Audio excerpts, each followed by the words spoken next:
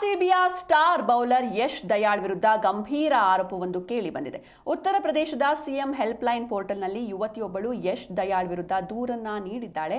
ಯಶ್ ದಯಾಳ್ ಯುವತಿ ಜೊತೆ 5 ವರ್ಷದ ರಿಲೇಶನ್ಶಿಪ್ನಲ್ಲಿ ಇದ್ರಂತೆ. ಮದುವೆ ಆಗೋದಾಗಿ ನಂಬಿಸಿ ವಂಚಿಸಿದ್ದಾರೆ ಎನ್ನುವಂತಹ ಆರೋಪ ಕೇಳಿ ಬರ್ತಾ ಇರುವಂಥದ್ದು. ನನಗೆ ಲೈಂಗಿಕ ಕಿರುಕುಳ, ಮಾನಸಿಕವಾಗಿ ಹಾಗೂ ದೈಹಿಕವಾಗಿ ಹಲ್ಲೆ ಮಾಡಿದ್ದಾರೆ.